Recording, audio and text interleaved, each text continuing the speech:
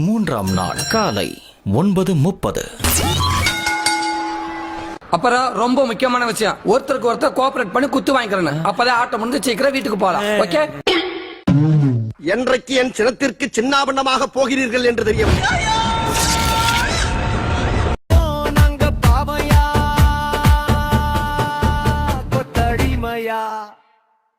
பேரவைத் தலைவர்களே, ஆதாரம் கேட்கிறாங்க. கிரியாளா உடம்ப இரும்பாக்கிக்கடா, அடமலா ஆரம்பிச்சு வெளுத்து வாங்க போகுது. ஆட்சிக்கு வந்த பிறகு திமுகவுடைய ட்ரெஷரர் சாரா ஆலை நடத்துகிறாரா இல்லையா?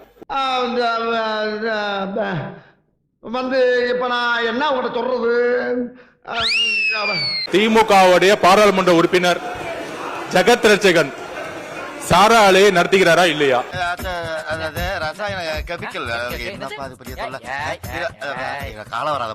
அப்ப சாராய ஆலையை நடத்தி கொண்டு டாஸ்மாக் நிறுவனம் மூலம் ஆர்டர் வந்து யார் வாங்கினது? யாரு? நான் தான்.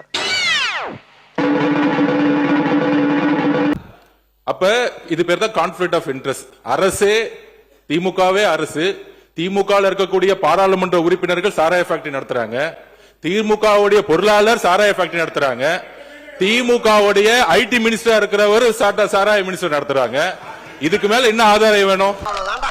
இதுக்கு போய் ஃபீல் பண்ணிக்கிட்டு இப்படி ஓபன் பண்ணியாச்சு போ, நிறைய வேலை கிடைக்கு. பேசுங்க.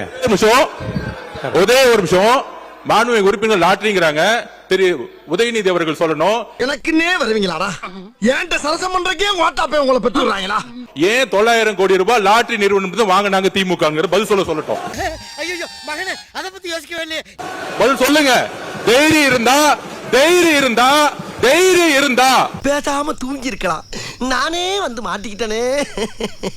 லாட்டரி நிறுவனம் 900 கோடி ரூபாய் திரு மு.க. ஸ்டாலின் அவர்கள் ஏன் வாங்கினார்கள்? தைரியம் இருந்தா சொல்லுங்க. அப்ப சொல்லுங்க. என்ன 2 பேருமே பேசாம இருக்கீங்களா? எப்படிடா தப்பிக்க போற?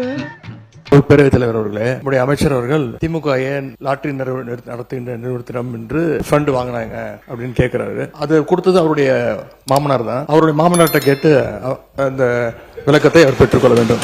அது அவரும் உங்க அப்பாவுக்கு மட்டும்தான் தெரியும். உங்க அப்பா கிட்ட தான் கேட்கணும், எனக்கு தெரியாது. அம்மன் கோவில் வாசலிலே பொங்கலும் வைப்போம், ஆடி மாதம் வருகையிலே கூழும் படைப்போம். அப்பாவை இங்க காணோம். வீட்டுக்கு போய் உங்க அப்பாட்ட கேளுங்க. உங்க அப்பா கரெக்டா சொல்லுவாரு. ஏன் வாங்கினாரு உங்க அப்பா சொல்லுவாரு.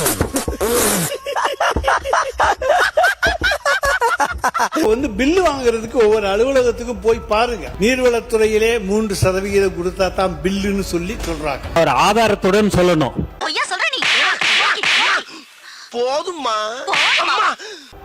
அது பழைய காலம். அது இந்த காலத்துல ₹1 நாங்க வாங்கணும்னா இந்த இடத்துல நாங்க எங்களை உட்கார வைக்க மாட்டார் எங்களுடைய முதலமைச்சர்.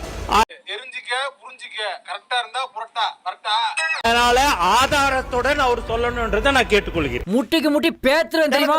நீங்க வாயால பேசுறதெல்லாம் கரெக்ட். அதெல்லாம் நீங்க உங்களுடைய காலத்துல நாங்க தான் சொல்றோம்ல, நீங்க நிரூபிங்கன்னு சொல்றோம்.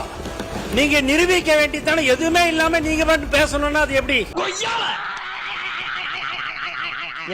என்னடா இந்த சோசியல் மீடியாவில் வர்றதை பத்தின்னு சொன்னாங்க. அந்த சோசியல் மீடியாவில் பொய்யா போட்டு தானேங்க நாங்க இங்க உட்கார்ந்துருக்கோம், நீங்க அங்க உட்கார்ந்துருக்கீங்க. அவைக்குள் நீக்கப்படுகிறது. சோசியல் மீடியாவில் வந்தனாலதான் இப்படி வந்தேன்னு சொன்னேன். சோசியல் மீடியாவை எல்லாமே கையில் வச்சிருந்தனால நீங்க அங்க இருக்கிறீங்க, நான் இங்க இருக்கிறேன்.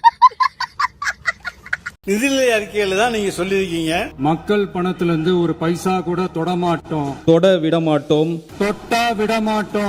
இதற்கு முன் தொட்டவர்களையும் விடமாட்டோம். ஐயா, சனிக்கிழமை அன்னைக்கு பனையூர்ல நடக்கிற அந்த வாரச்சந்தையில போய் பாத்தீங்கன்னா இதுக்கு என்னன்னாலும் தொட்டவங்களோ அவங்க தாங்க வந்துகிட்டு இருக்காங்க. உறுப்பினர் இங்கே பேசுகிற போது ஒன்றை சொன்னார். அவர் சொல்லுகிற போது பனையூரை பற்றி சொன்னார். நீங்களும் அங்கே இருந்து நான் இங்கே மாறி இருக்கிறேன் என்பது நாடறியும். மின்னலை விழுங்கி மின்சாரத்தை கொப்பளிக்கும் அண்ணன் எடப்பாடியாரின் இதய துடிப்புகளே. இதெல்லாம் யாராவது கேட்டிருந்தாங்கன்னா அங்க இருக்கிற பழைய செருப்பால அடிச்சிருப்பாங்க. நான் சட்டமன்ற கூட்டத்தொடருக்கு கிளம்பலான கிராமத்துல இருந்து கிளம்புறேன். எனக்கு 3 பொண்ணுங்க. ஒரு பொண்ணு பேர் தாமரை, இன்னொரு பொண்ணு பேர் மகன்யா, இன்னொரு பொண்ணு பேர் ஆராதனா.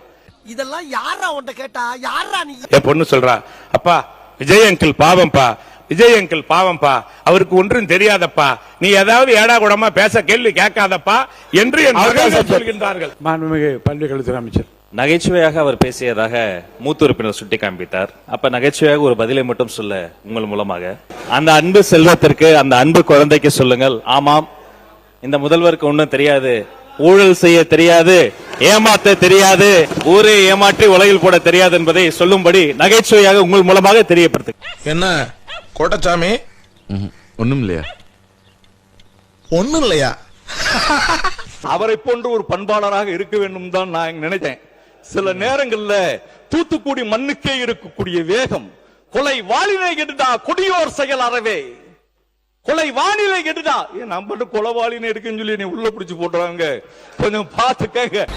ஏன்டா தயங்குற? தைரியமா சொல்றான், சொல்லு, நீதான் தைரியமான ஆளத்தை சொல்லு, சொல்ற.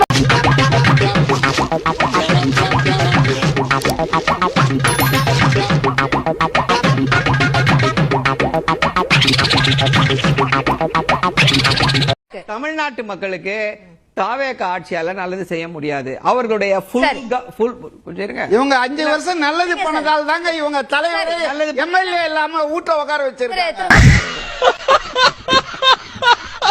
எங்கே இருக்கிறார் எங்களுடைய தலைவர் என்று கேட்டவர்களுக்கு சொல்லுகிறோம், மகளிர் உரிமை தொகை வாங்குகிற ஒவ்வொருவருடைய உள்ளத்திலும் இருக்கிறார். புதுமை பெண் திட்டம், தமிழ் புதல்வன் திட்டம், இவற்றிலே பயனடைந்திருக்கின்ற பயனாளிகளுடைய உள்ளத்திலே இருக்கின்றார்.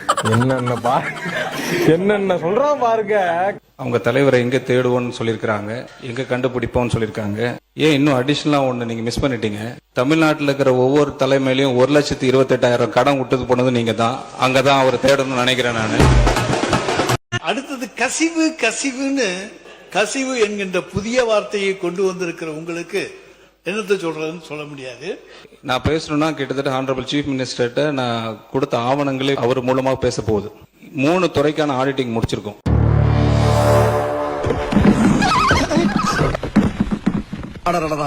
நீங்க கேக்குறீங்களா கசிவுன்னு, அந்த லீக்கேஜஸோட ரிப்போர்ட் எல்லாம் தலைவரோட டேபிள் முன்னாடி இருக்கு.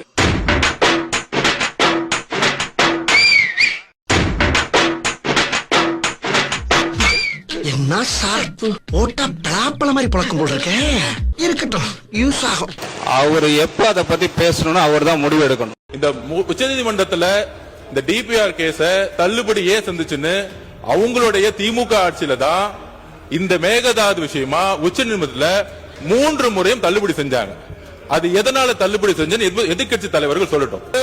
அப்பீல்ல ஏன் தோத்தாங்கிறத எதிர்கட்சி தலைவர் சொல்லட்டும். பதில் தெரியாதவன்கிட்ட கேள்வி கேட்டா கூட தேடி பூச்சி ஏதாவது தப்பாவது பதில் சொல்லுவான். எனக்கு கேள்வியே தெரியாத, நான் யாரு? வெறும் டுபாக்கூரு. லைக் பண்ணுங்க, ஷேர் பண்ணுங்க, கமெண்ட் பண்ணுங்க, சப்ஸ்கிரைப் பண்ணுங்க. நீங்க மூடிட்டு வாங்க.